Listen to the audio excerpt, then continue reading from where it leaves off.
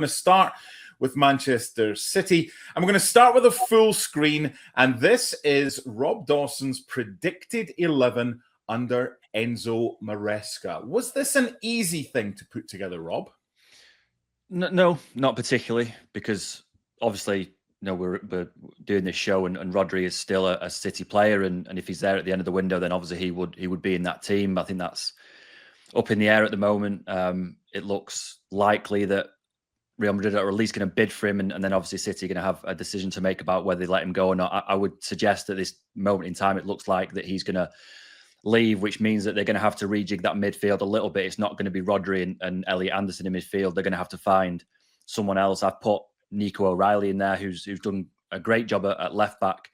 I just felt that maybe he could be the one to benefit from Rodri's departure. And then most of the other positions kind of take care of themselves. I mean, they've got a wonderfully deep squad. They've added Elliot Anderson in there. They may sign a couple more, possibly a right back to challenge Mateus Nunes at right back. And then they're also linked with Boadi at Lille, who was obviously a breakout star for Morocco at the World Cup. Whether he would come in and be a regular at 18 years old in the Premier League, I'm not so sure. But they are going to still do some business. There's obviously a decision to make there about Rodri, but as we're recording right now, that's a best guess.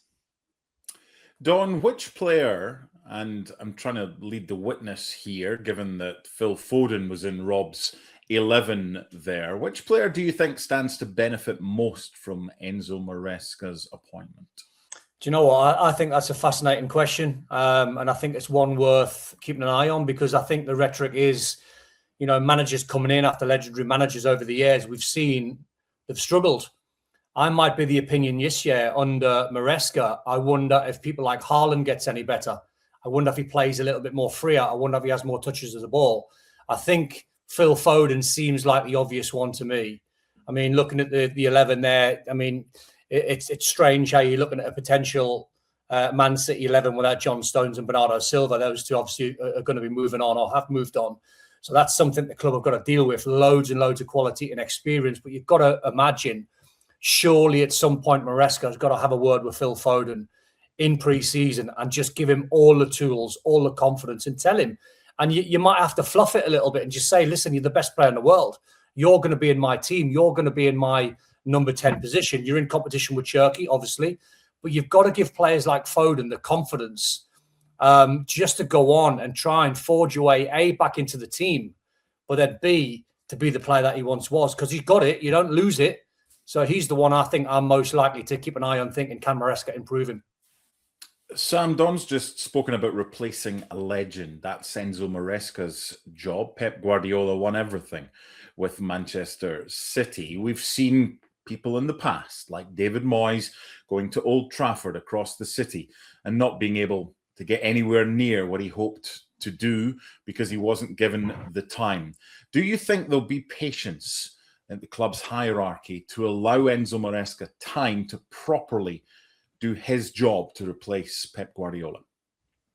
Yeah, I think there will be patience, and that's helped by the fact that they know Enzo Maresca very, very well. Like this isn't much of a punt, is it? This is a man who was coached under Pep Guardiola, knows the City system, and knows a lot of these players, knows the style. I mean, it's about the safest appointment you could possibly make, I think. So I expect them to start pretty well. I know that we've got some evidence here of managers struggling to replace legends. You mentioned David Moyes stepping into the shadow of Sir Alex, and obviously Unai Emery was the man who replaced Arsene Wenger and didn't go so well. But Arne Slot did surprisingly well in the wake of Jurgen Klopp, and I'm actually looking at that situation more closely as maybe what I expect here, because there'll be a lot of Pepisms and a lot of Pep automatisms still in this team. And okay, you've changed the manager, but they'll still be there, and Maresca won't change too much.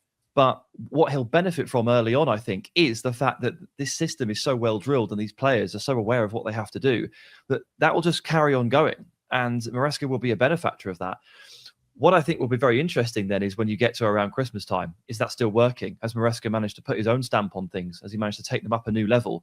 Or will the pep start to wear off? That is where I think it will start to get tricky for City. But I do think they'll be absolutely fine early on. And especially so if he can get Phil Foden to be his Cole Palmer And I think we can all agree that Foden absolutely has it in him to do whatever Palmer has done under Maresca at Chelsea. Yeah, it's one to watch with Foden, how much game time he gets and the impact that he makes, because Manchester City haven't played their first pre-season game yet, but he's certainly someone that could benefit. Rob, Sam's already mentioned the fact that Maresca's been at Man City before. He was in charge of the elite development squad. He won the Premier League 2 in 2021. This seems to be the obvious appointment, as Sam was suggesting. At the club, what do you think they're saying to him as far as what his aims for the first season should be? Well, I think that they're very realistic. I mean, what they've sort of said to us behind the scenes is that they knew that whoever came in or whoever they picked to replace Guardiola was going to be a risk. What they've tried to do with Maresca is minimise as much of that risk as possible. You've mentioned David Moyes there a couple of times. What David Moyes struggled to do at United was get senior players on board very quickly, and that shouldn't really be a problem for Maresca. He already knows the likes of Ruben Dias, Erling Haaland, Rodri. If he stays, that's his core leadership group, and he already knows them from when he was Pep's assistant anyway. So if you're talking about getting buy-in quickly from those players, then that shouldn't be a problem. I think the issue is going to come, like Sam said, later down the line, where maybe results don't go their way. But I think City, in terms of their hierarchy, are quite well prepared for that. They know that this isn't going to be an easy job. They're not sort of suggesting that Maresca has to win the Premier League title in his first year to keep his job. They know that this is going to be a tough transition, because it was going to be a tough transition for anyone taking over from Pep Guardiola. It would have been if they went and got Luis Enrique from PSG. It would have been just as tough for him. So I think they're realistic in that regard. The thing is, though, that in the last sort of decade beyond that, even when you go back to sort of Mancini and Pellegrini, this is a team that are used to winning things. And so if results don't go their way, say in the second half of the season, say they get knocked out of the title race relatively early and they don't sort of carry on in the domestic cups and the Champions League, it will be interesting to see if City have that same patience with Maresca then than they're saying they're going to have now. I mean, I think really, as I said before, that I think they're realistic about what the aims are for this season. Their aim before every season is to get back in the Champions League. I think if City remain on course for that throughout the season, if they were to drop out of the race for the Champions League, I think that there would be an issue there. I don't expect that with the players that they've got. So I think as long as they get sort of guaranteed a return to the Champions League, I think City will be quite comfortable with it. Obviously, at some stage, Maresca will be asked to win things, because that's the City way now. You have to win the Premier League, you have to win domestic trophies and the Champions League. I just don't think that they're really expecting that in this first season, because it is going to be tough. It's going to be tough for anyone. They've tried to minimise as much of the risk as they can with the Maresca appointment, but they're realistic. It's not just a smooth. These things aren't a smooth transition. It takes time to bed in your ideas and get your ideas across, and I think they're prepared for that. With all that in mind, Rob, and the fact there has been a churn and a turnover of players and a new manager, that's all factored into the price for City to win the league. I still think they're huge value at 3-1. I'd rather take City at 3-1 than Arsenal at 6-4. Where's the value for you there? I mean, sitting here right now, I would say that City are genuine title contenders. They've got the players to do it. The bulk of the players have been there and seen it before. The one unknown is whether Maresca can get a team over the line in the Premier League. As I say, I think in terms of transition, the transition should be easier for him than perhaps it would have been for other managers. So City have got that going for them. Arsenal will again fancy their chances because they did it last year. Rio Ferdinand used to say that he could never understand why punters would never look at the team who just won the Premier League and make them the favourites, because they're the ones who did it last. And a lot of people will be looking at Arsenal to do it again. But there's a lot of unknowns around the rest of the Premier League. Can Man United cope with getting back in the Champions League and the extra games that they're going to have there? Chelsea have got a new manager in Xabi Alonso, who's never managed in the Premier League. Tottenham is anyone's guess, because they've finished 17th in the last 2 years and have now spent a load of money in the transfer window. If you're looking at solid contenders, I would suggest that the two really to look at are Arsenal and City. And City have got the players who have done it before. So sitting here right now, I would suggest that, to me, City are favourites, followed closely by the likes of Arsenal. I think Chelsea have got an advantage with not playing European football, but City are without a doubt right in there. City 3-1. It's for me. It's too big. Donna, I want you to have another look at the full screen graphic, if you wouldn't mind, at Rob's potential starting 11 under Enzo Maresca. If Rodri doesn't go, and he's had the little operation, little medical thing, he should be okay for the start of the season. If it's Anderson and Rodri, and O'Reilly goes back to left back, do you think that is the strongest squad in the Premier League, the strongest 11 in the Premier League? No, I don't think it's the strongest 11 that I'd be looking at. Rodri's a massive factor, and he changes the dynamics because Nico O'Reilly's a better fullback than Ryan Aït-Nouri. Aït-Nouri's a wing-back. So you've still got, when you look at those two fullbacks, Aït-Nouri and Nunez, you're still looking at two midfield players that are playing slightly out of position. Now, they're starting to learn it, especially Nunez. He was very, very good last year. But you're still looking at a young Doku. You're still looking at a young Semenyo. We're still waiting. Can Phil Foden get back to his best? Can Cherki replace him? Haaland's the standout one where you know exactly what you're going to get. I think the interesting thing comes, from the talking points of the lads have mentioned, and I can imagine the headlines halfway through the season that Maresca didn't go strong in the domestic cup competitions, and say they went out early in the cup competitions. That's something Pep's never done. He's always went strong. He's respected the domestic cups and he's won them all. So the fact that in the headlines that are going to come this season, if, and it might not happen, if they go out of a competition, we've known forever in a title race, while Pep comes alive the last 3 months of a title race, that's just exactly what he does. And it's written in stone. It's there in black and white. And he was so close last year doing it again. Well, we're looking at Maresca. Has he got the same aura where he can stand there or sit there in the press conference and say, with 3 months to go, whatever the number might be, you might be 3 in front, you might be 3 behind, we are going to win the league this year because we finished strong. Those are all the things we don't know. We've got to second guess him because it's a new Man City manager. And the lads are right to point out he's been there before. He was there when they won the treble. So continuity in terms of the new manager to the players should be a little bit smoother. I think it comes with the headlines that might be written if it's not going smoothly. That's where he might struggle feeling the pressure. I think, Sam, they've kind of benefited from a decent start to the season. Bournemouth at home, Palace away, Coventry at home. Then it gets harder. Man United away, Sunderland home, Liverpool away. But when you think how many members of the squad have been away at the World Cup, and maybe coming back in fits and starts, that's not a bad start to the season for City, Sam, is it? Yeah, look, there are at this point with no real easy games in the Premier League. Maybe you can make an exception sometimes. You sound like Arsene Wenger here, didn't the promoted see it? No 3. easy yes, games. Well, I mean, look, there's the strength of this middle order these days. You know, these games are really, really difficult. Maybe you accept the promoted 3 season by season basis. We will see, but otherwise, every game feels tough, I think. But on paper, you can't ask for much more. And I think that nice early Manchester derby is a great opportunity for Enzo Maresca and for Carrick, of course, and the other dugout to really, really like rubber stamp the claim on the league, you know, to show the skill and the strength. Because if City get through those first 3 games and they pick up 9 points, we'll all go, well, yeah, obviously, look at the fixture list. Bigger tests to come. Well, let's get one of those tests in nice and early. Not first, not second, but 4th or 5th, I think it is, in the fixture list. Yeah. Ideal, absolutely ideal. And go into that game with the full of confidence on a ramp. And I think it's fantastic that we get the opportunity to see those two teams pit their wits against each other so early on there, and we get to get a real test for Maresca in a big game against a team that will go in behind them, that will play with speed, that will play with strength, and will be clinical. So yeah, I think it's for Maresca probably can't ask for a better 4 games, I would argue, in terms of showing everybody that he can start quick and he can make a statement nice and early too.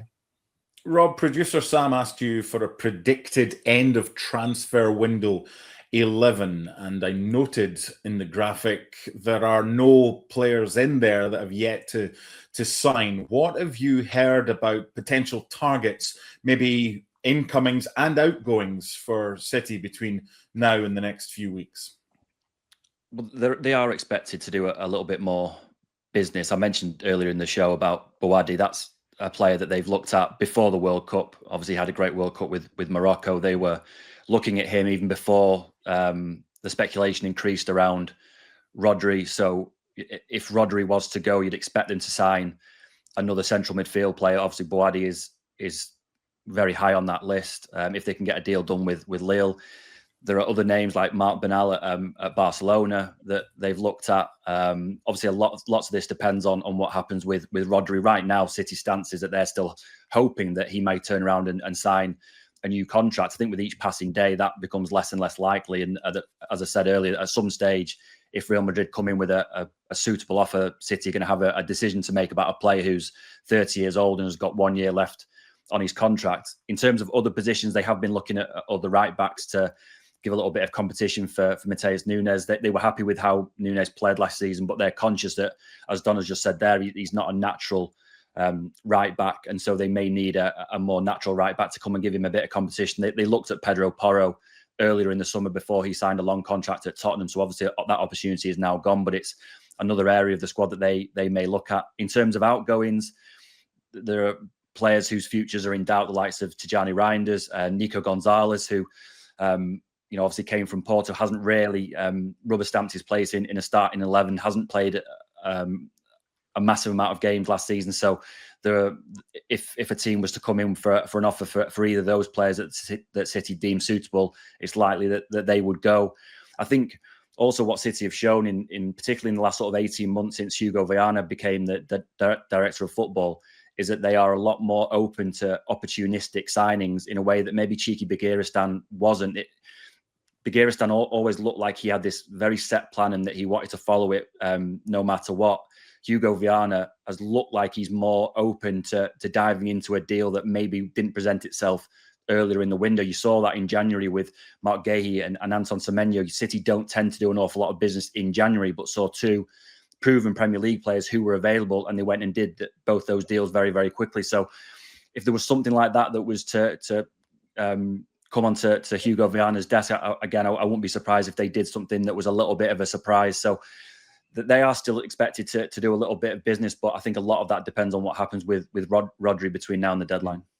I'm going to take you back, Don, to 2023. There was a young lad, he was just 20 at the time, who was called up to the Scotland squad by Steve Clarke. His name was Elliot Anderson. He pulled out through injury and never pulled on the dark blue jersey. If he had, we'd be sitting here right now having won the World Cup with Anderson and McTominay. Absolutely. But we're not, because people close to him kind of got in his ear and said, well, without being disrespectful to Scotland, you're better than that. You can play for England. You can be a mainstay in their game. He's now gone to City, having been at Newcastle, then Forest. Now it's City for a fortune. What are Manchester City getting with Elliot Anderson? Well, it takes me back a little bit more recent than that and think of what could have been at Newcastle. When you think of Elliot Anderson, Tonali and Bruno Guimaraes, that could have been, in my opinion, the best midfield in the country. So they're getting a player. I'm not sold when I look at the transfer fee and I look at 120 million. My 120 million midfield players are the likes of Rodri, the likes of Vitinha. That's what 120 million pound midfield player looks like to me. But what they're getting a young player that can run. They're getting a young player that's got a good range of passing. They're getting a player that can control games. We saw that when he was playing for Forest last year, especially.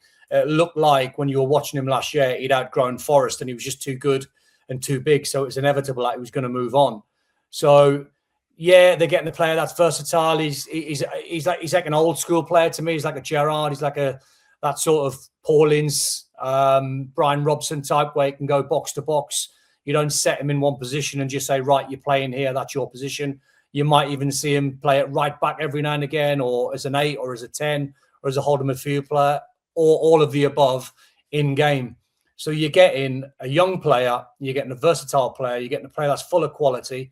He's fit, he's durable, never injured, and a player that's nowhere near his peak. So they've signed him, you would have thought, at exactly the right time. Before we get the predictions as to where Manchester City are going to finish, I just want one word.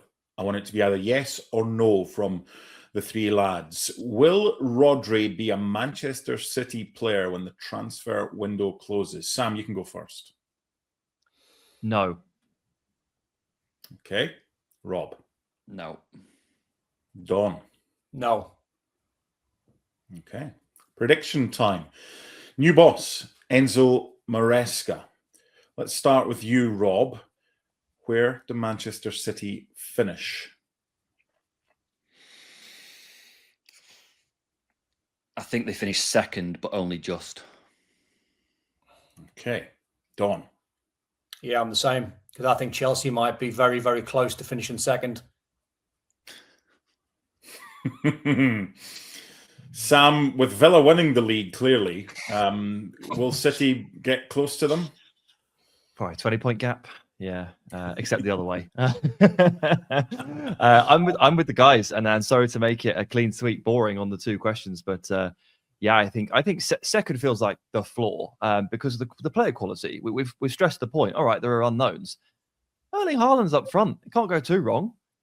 So keep it simple, keep it realistic, and there is scope for them to win this league if Arsenal are as injured as people are worried about here heading into the season. If the big three are hurt, it could create something. I just think the bookies have got it wrong. With Manchester City as big as 3-1, that's your value. City to win the Premier League.